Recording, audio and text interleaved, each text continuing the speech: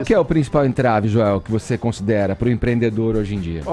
Ser empreendedor é sempre uma decisão que Fora os tributos. A pessoa vai estar exposta ao risco, né? É sempre uma decisão de risco, sem dúvida nenhuma. Agora, no Brasil de hoje, a coisa é muito mais difícil do que precisaria ser, né? E o principal entrave, eu diria, sem dúvida nenhuma, é o Estado hoje em dia.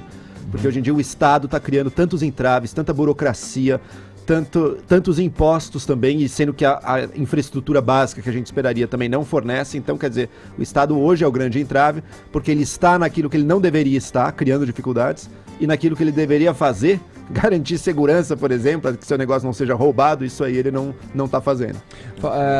Já com esse conteúdo que eu ouvi de vocês e do Joel agora, qual é o caminho então, praticamente? O que o governo deveria fazer? Deveria sair da frente, né? Sair do caminho do empreendedor, diminuir o nível de burocracia, de regras que eles exigem para se abrir um negócio, para se fechar um negócio, também é super complicado. O Brasil está na posição 176 entre todos os países em termos de ambiente de negócio, né? Então, como que você vai gerar emprego, como que você vai ter uma economia saudável e prosperidade para as pessoas com todo esse peso em cima das costas do empreendedor que gera emprego, né? Sim.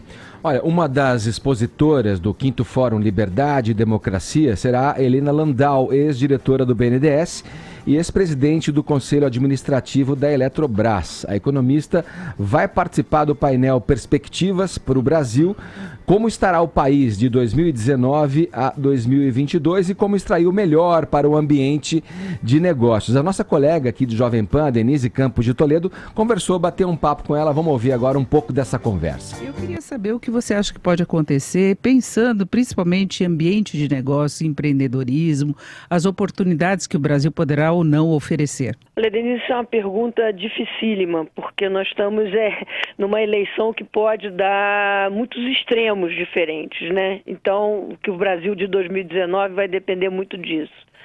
Eu tenho a expectativa de que a gente consiga um presidente, candidato seja eleito, que tenha a noção de que o país precisa voltar a crescer, precisa aumentar a produtividade.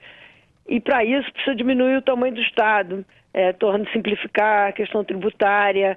Então é um pouco desfazer, né, tudo que foi feito, governo Lula, Dilma, algumas reformas que o Temer fez já avançaram numa direção micro melhor, tipo cadastro positivo, a TLP, mas esse ano não se fez nada. E o debate que a gente está vendo nas candidaturas é um debate de volta a modelos antigos de intervencionismo.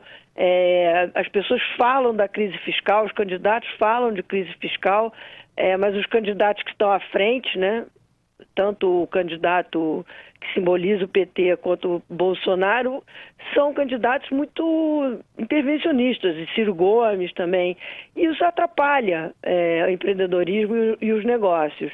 Então, assim, você tem uma noção de que tem problema no Brasil, um diagnóstico quase que todo mundo se concorda, mas na hora dos detalhes pode sair coisas completamente diferentes. Pode continuar intervenção via bancos públicos, pode continuar reviver o passado triste do que foi o do BNDES, podemos não fazer as reformas tributárias necessárias. Tem gente que defende uma reforma tributária para simplificar, mas ao mesmo tempo mantém desoneração do tipo Zona Franca. Então está tudo ainda muito pouco claro do que vai acontecer, né? Eu acho que é quase que ter uma bola de cristal para saber o que vem em 2019. Uma coisa a gente tem certeza, vai ser um ano muito, muito difícil, um ano de travessia, muito difícil. Agora, o que deveríamos ter em termos de gestão, então, para favorecer mais o empreendedorismo, o ambiente de negócios, a expansão da atividade econômica? Não, a gente tem que efetivamente uma simplificação tributária, isso é bom. Nessa campanha está todo mundo meio que concordando com a ideia de ter um imposto mais simplificado, com base na proposta do Bernard Rapie, né, em direção de um IVA, de ter mais cidadania tributária, né? O cidadão, o empreendedor precisa saber exatamente o que está pagando, quanto custa para fazer seu negócio, e o peso dos tributos é muito alto. Em tudo, né? O peso na conta de luz de tributo é enorme, de encargos é enorme, então tem uma simplificação tributária.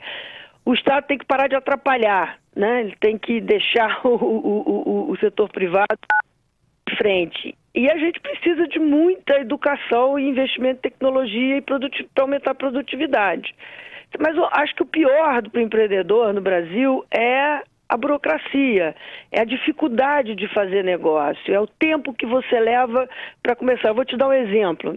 Nós do Livres levamos quase que 6 meses para conseguir um CNPJ.